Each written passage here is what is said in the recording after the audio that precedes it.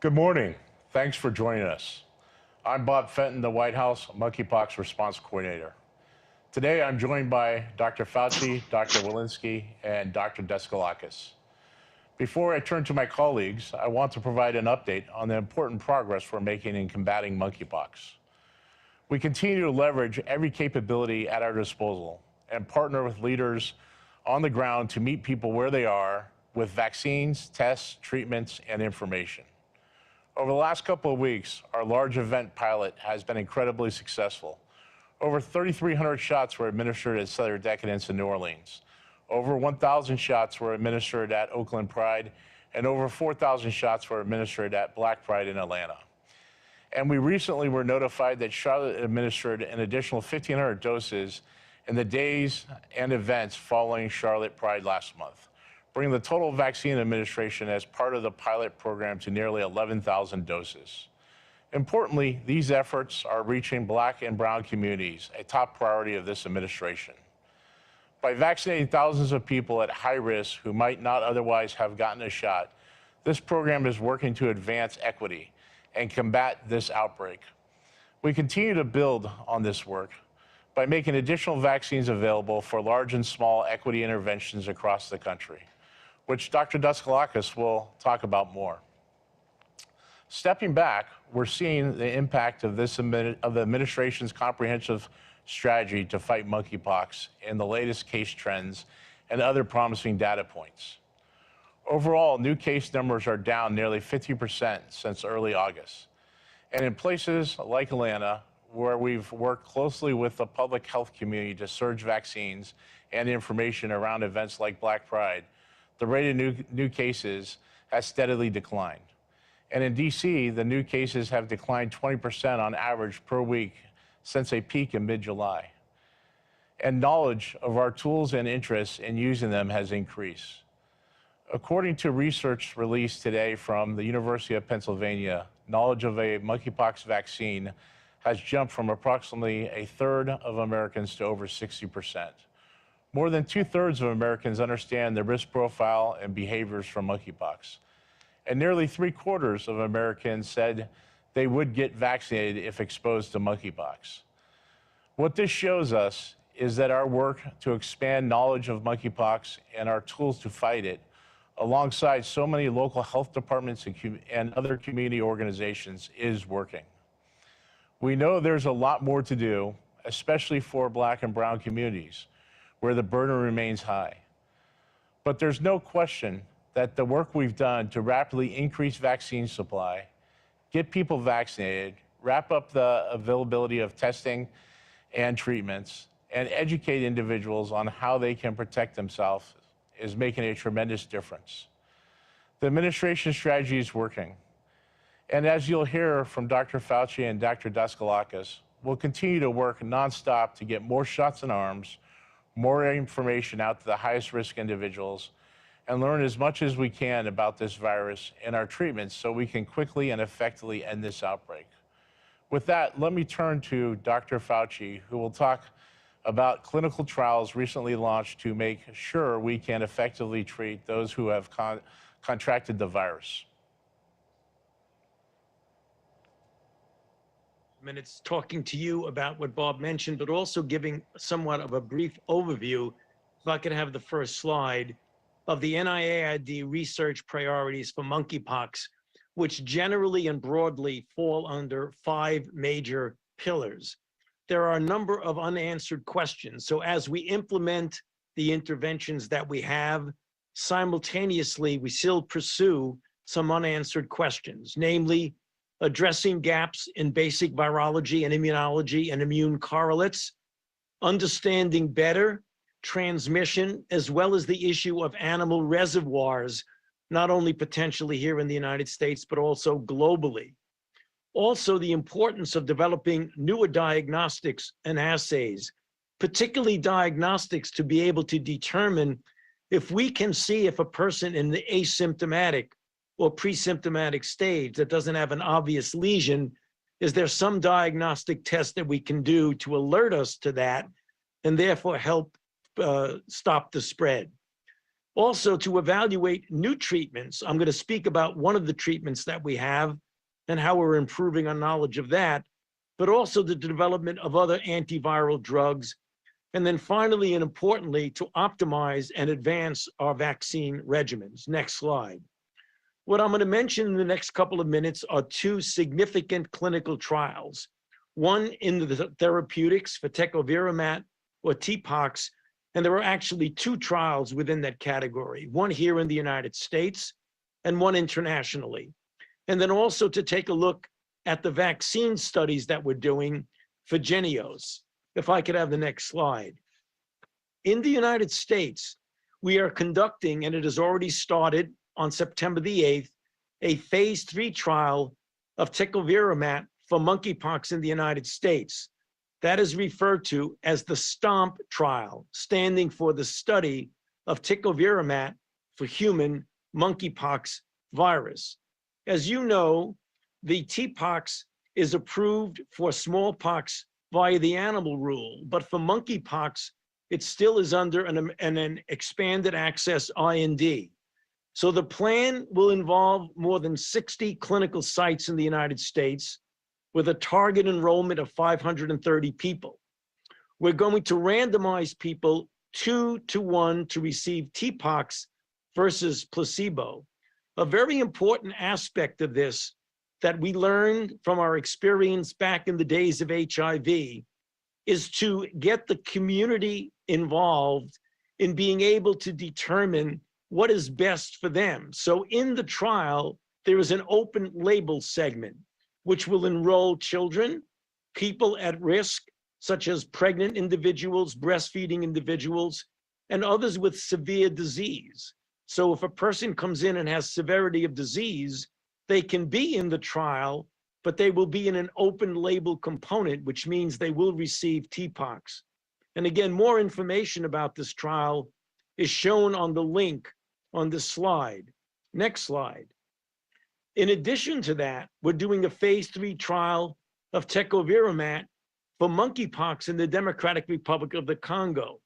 Recall that when you look at the different clades, the Congo clade is clade 1, which has a higher degree of mortality that they've experienced with that compared to the very low degree of mortality in the clade 2s that are currently in the United States.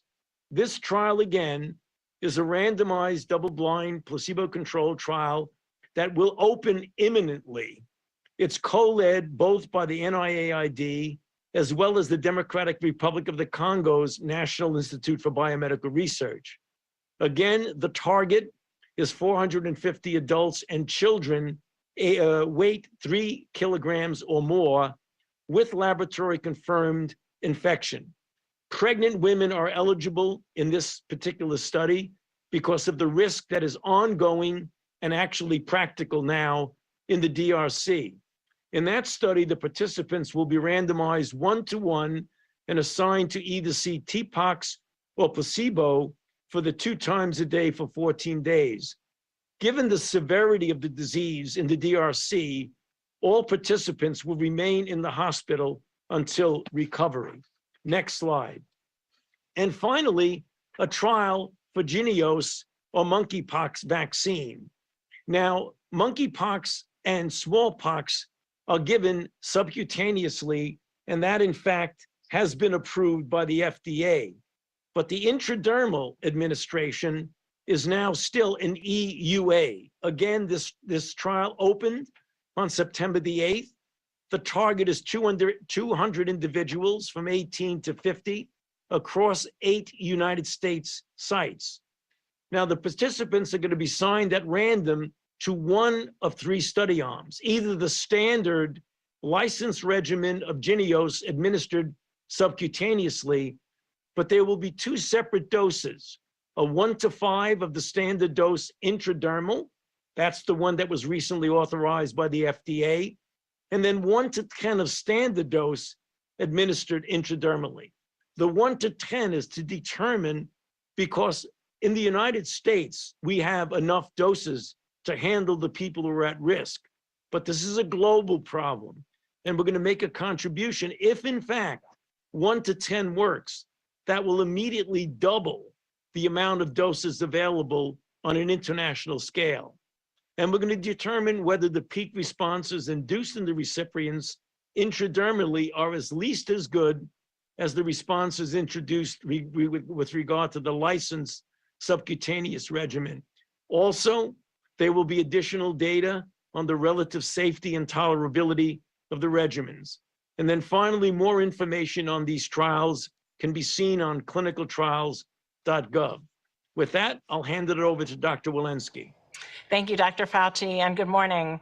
Today, I'd like to share with you the latest data out of CDC on the current monkeypox outbreak. As of September 14th, over 59,600 cases have been detected globally in 103 countries. In the United States, there have been nearly 23,000 cases of monkeypox identified across all 50 states, the District of Columbia, and Puerto Rico.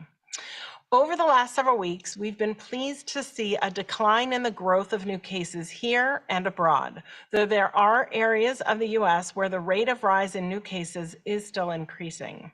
We approach this news with cautious optimism. It is a result of education efforts, the work being done to vaccinate at-risk individuals, and people who have made informed decisions to make temporary changes to their behavior to protect themselves and their communities. We recognize, however, that we must continue to aggressively respond with our entire toolkit.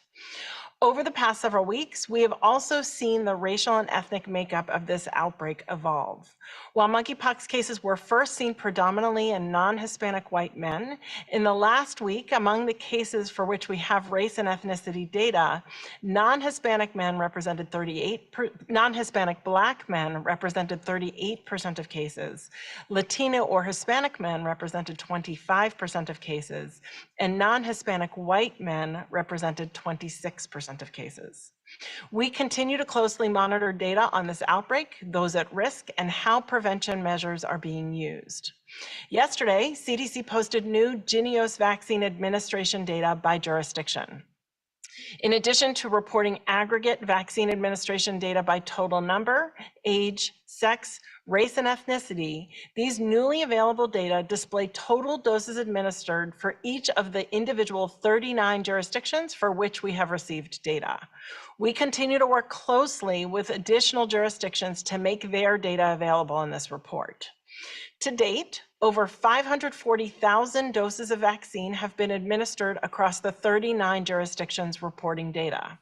Over the past few weeks, we've seen an increase in second doses administered as more people have become eligible for their second dose, specifically 28 days after their first dose. As a reminder, Jynneos is a 2-dose vaccine, and it is important to receive the second dose in the series to have the best protection against monkeypox, which current data suggest occurs 14 days after that second dose. Working closely with jurisdictions to provide the most complete picture of who is getting vaccinated, we've been able to receive data on race and ethnicity for over 91% of the first doses reported. Among these first doses reported, those who are white represent about 47% of people who receive their first dose. Those who are Hispanic represent about 21%, and those who are Black represent about 12%. Given the data I shared earlier on case demographics, the percentage of vaccines administered to Latinos or Hispanic men and non-Hispanic Black men are disproportionately lower than we are seeing represented in cases. It is critical that education, vaccinations, testing, and treatment are equally accessible to all populations, but especially those most affected by this outbreak. CDC remains committed to collaborating with jurisdictions to reduce health disparities. In an effort to allocate monkeypox vaccines more equitably, to reduce racial and ethnic disparities in vaccinations, and to overcome systemic and structural barriers, the U.S. government launched 2 pilot programs to provide vaccines to populations at risk, which Dr. Deskalakis will outline in more detail. We've already had success with this approach with a pilot program for vaccination at large gatherings that was announced on August 18th. So far, through this program, monkeypox vaccines have been administered to over 10,000 people at large events, including Southern Decadence in New Orleans, Atlanta Black Gay Pride, Charlotte Pride, Boise Pride Festival, and Oakland Pride and Pride Fest.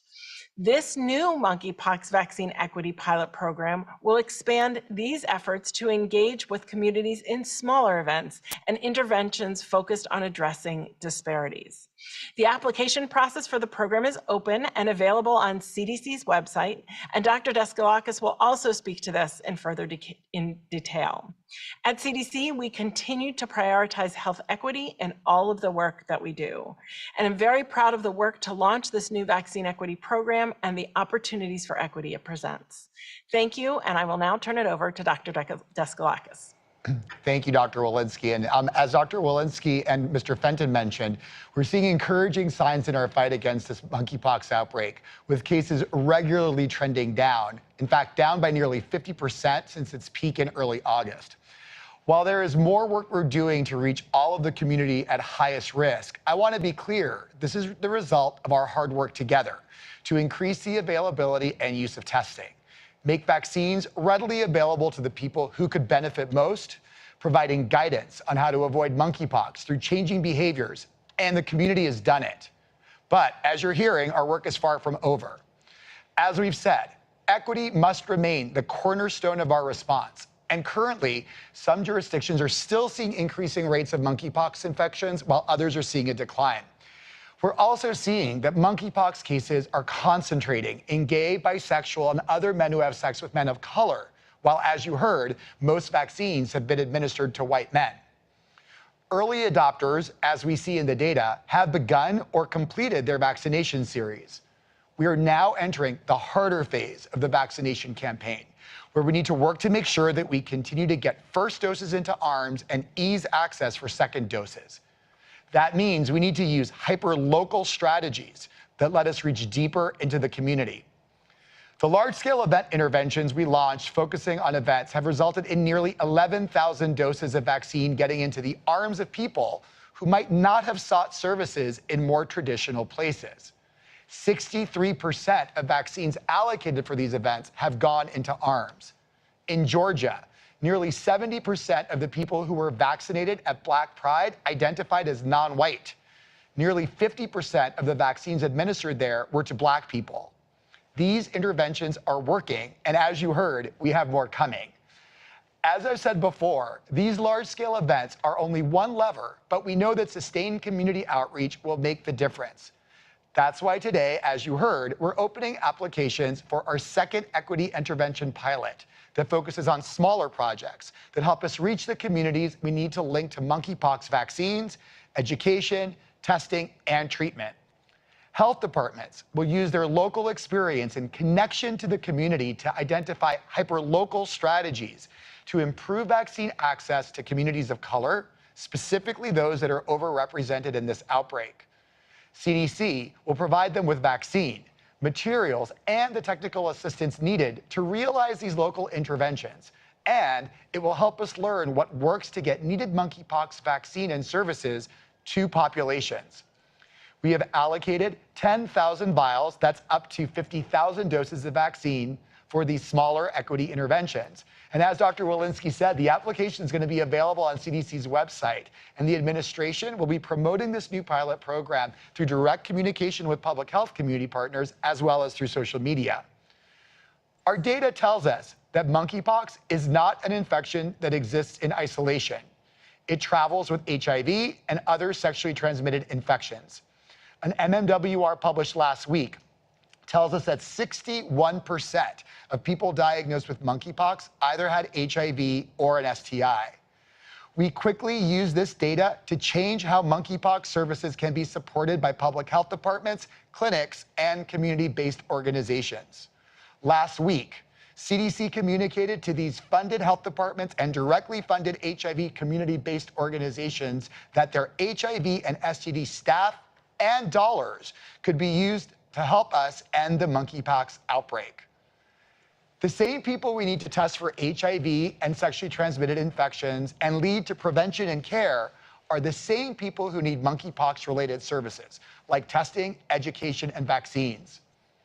This important change in guidance to recipients of these funds allows our frontline health departments and community-based organizations to use their HIV and STD resources to accelerate us all to the end of the monkeypox outbreak, and will also help us do better HIV and STD prevention for the exact same population.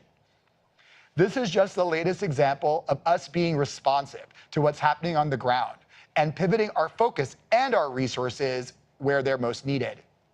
Thank you. Thanks, doctors. Kevin, let's open it for questions. Thanks, Bob. We'll take a few questions. First, let's go to Isam Ahmed at AFP. Yeah, thanks for doing this and for taking my question.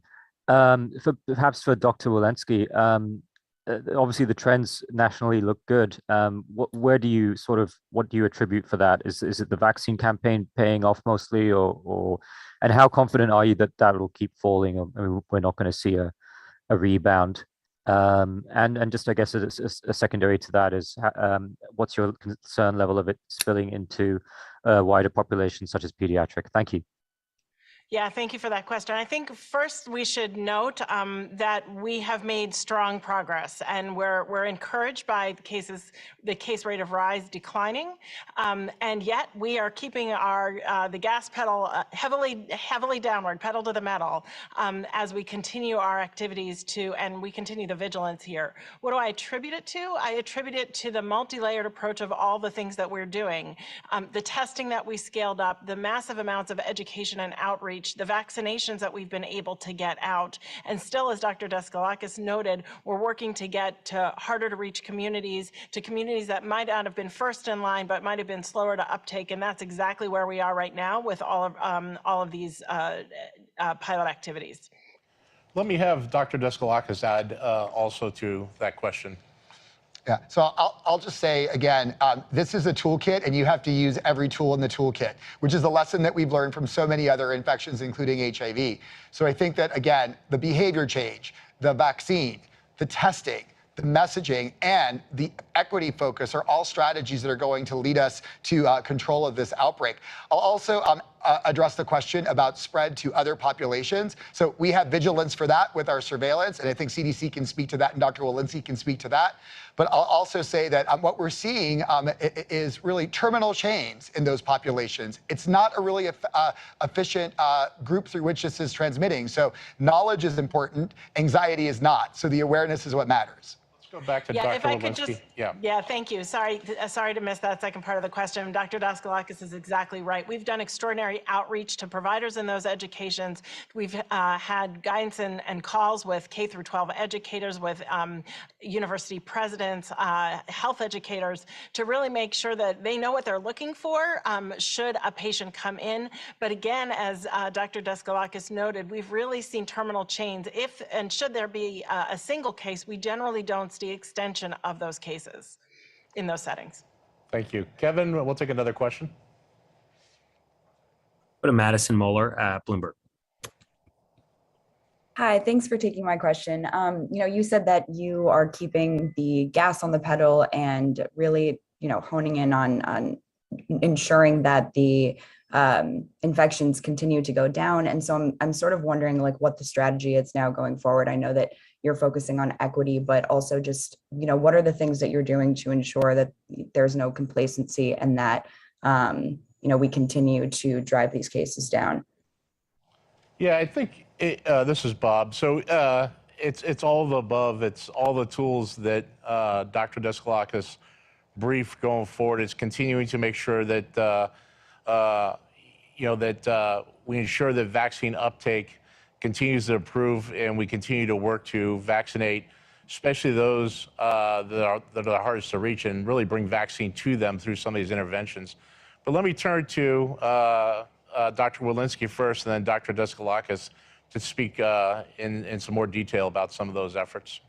Yeah, I mean, a lot of this is in addition to vaccination and providing those vaccines, it's the education. And every single one of these large events, there's been a massive amount of resources, education, folks on the ground teaching people in the community what to look out for, how they can protect themselves, what behaviors might lead to more infection, what behaviors, how they might change their behavior to lead to less infections. And the more and more we do that, the more that knowledge increases. When we have that knowledge increase, as Mr. Fenton just noted, we see that communities understand. They understand how to protect themselves. They understand the behaviors that increase risk. They understand how vaccination could decrease risk. So it is outreach to both providers, clinicians, so they know what they're looking for, and to the community.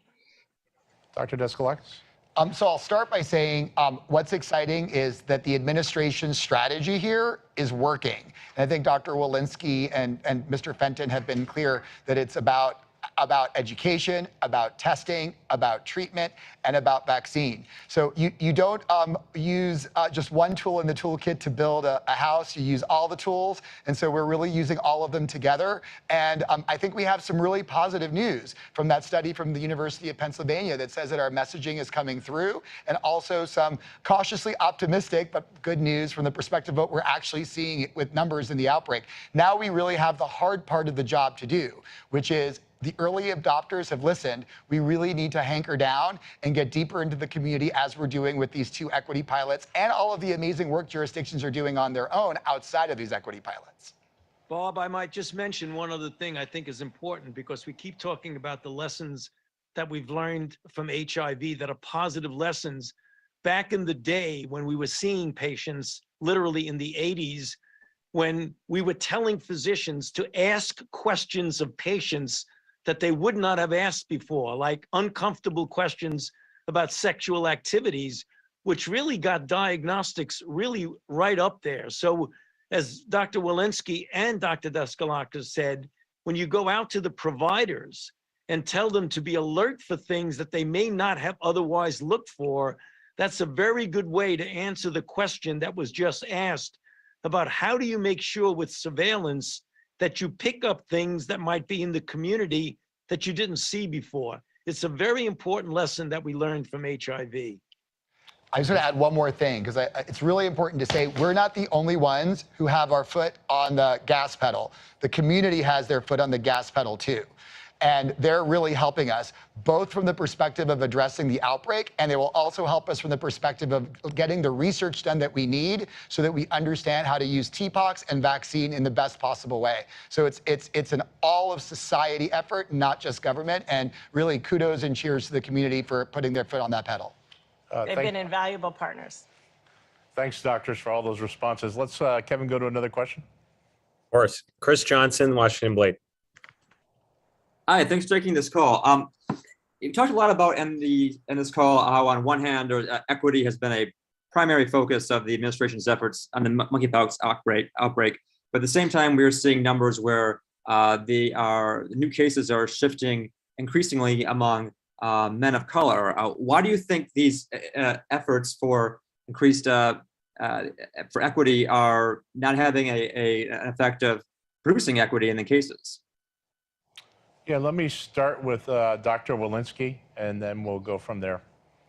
Yeah, I mean, this is not uncommon for many infectious diseases, quite unfortunately. And it is why, before we even saw those shifts, we embarked on these activities, because we anticipated that this might be happening. And it is exactly for these reasons why we started on these pilot projects before we even saw these shifts in data, is that it is often the case in infectious diseases that we have more vulnerable population, racial and ethnic minorities, who are most impacted later on. And so what we anticipated this, we have embarked on these activities to address this in exactly this moment. I'll just add, I've spoken to providers on the ground and also promoters of these events who have really noted that this effort is really unprecedented in terms of reaching deeply into these communities. And so I think, as Dr. Walensky said for CDC, I think all of our commitment in the administration is to really focus efforts on equity to resolve the issues that we're seeing. It is a hard effort and it's a challenge. And I think that the way to address equity is intentionally, and this is an example of intentional work to address equity. Kevin, can you see if we could have another question. Pen Huang at NPR. Hey, thanks for taking my question. I have a question on the research. So Dr. Fauci, you listed 5 research priorities, but then focused on vaccines and treatments. And so I just want to know, are there other trials that are planned to understand basic virology, transmission? Is there funding available to sort of pursue this full research agenda? Well, 2 parts to your question. When you talk about the other basic questions that I asked, they are not yet at the level of clinical trial. What we will be doing is developing the tools that will ultimately get translated into an implementable clinical trial. But for example, when you're talking about fundamental basic virology and immunology, we're going to be doing a number of things. For example, in the TPOXX study, we're going to be looking for resistance to TPOXX, which is really very important. We're going to be looking at immune correlates. Those are the things that we are going to be doing. The clinical trials that I mentioned are the ones that are ongoing. But as you know, there's a continuum from preclinical to early clinical to advanced development.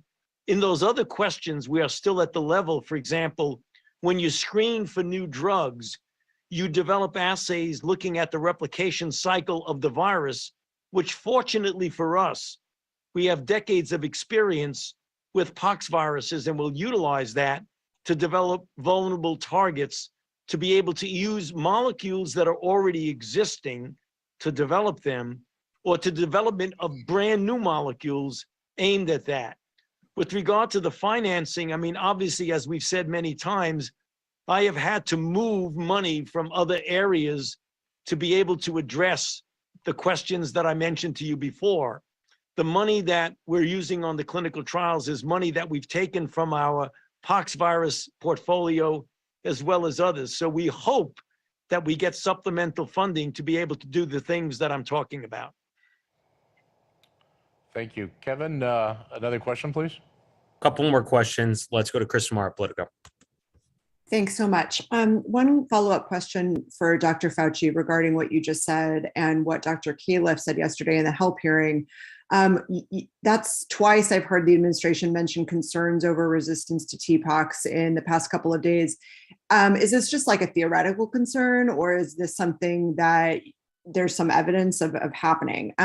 Second question is, I understand that second doses are up in the latest tranche of vaccination data, but first doses are really dramatically down. And I'm just wondering if you guys have any sort of on the ground feedback about why that is happening, kind of from physicians, from community workers. Is there, a feeling that as cases go down, people just don't feel like the urgency is gone? Is there concerns about the intradermal dosing? Those are my questions. Thanks. Yeah, let's start with CDC and Dr. Walensky. So to address that second question, maybe I will just say this happens, when we rolled out other vaccines as well. We see the initial people who have rolled up their sleeves before they've reached the pharmacy. They're really anxious to get this. And then we see a waning off of interest in vaccines. And that's where, as Dr. Descalakis said, is the hard work. That's where we need to do the outreach. We've become accustomed to doing that outreach. We've learned some lessons from how we've done it during COVID, of course.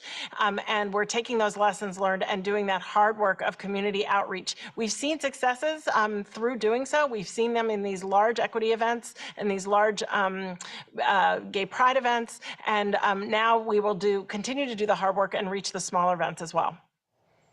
With regard to the first question about resistance, whenever you have a viral illness that's spread with replication largely in the community and you have a single drug that you're using, there is always the theoretical possibility of resistance. And that's the reason why we're uncomfortable when you only have a single drug that has been shown to have efficacy, or you're proving that it has efficacy, which is part of the clinical trial. That's the reason why we're putting an effort on looking at other targets in the replication cycle. Let me see if Dr. Deskalakis wants to add anything to the discussion. Just one thing to add, which is that, again, that recent announcement from CDC about flexibility in using HIV STD resources to be able to address monkeypox is a really important lesson. The monkeypox is not a disease that we're working with in isolation. So as we continue to do the important HIV STD work, it's blending with the monkeypox work and vice versa. So this is all part of a strategy to make sure that we're able to reach deeper in the community, whether it's large equity events, smaller equity interventions, or using infrastructure with demonstrative effectiveness to reach people. All of that is in the mix to make sure that we get education to people, testing to people, and vaccines in people's arms. Thanks. And maybe if I might just add, our local jurisdictions have received no resources specific for monkeypox. So not only have we had to move some of those resources around, but they've been stretched pretty thin with regard to the resources that have been available to them to address this outbreak. And so first of all, kudos to them for all that they've been able to do and achieve on limited resources. And again, it speaks to the need for supplemental funds. With that, I just want to end with summarizing. This administration has made tremendous progress toward the fight against monkeypox, and will continue to use every tool to do that. With that, thank you today for your questions, and have a good day.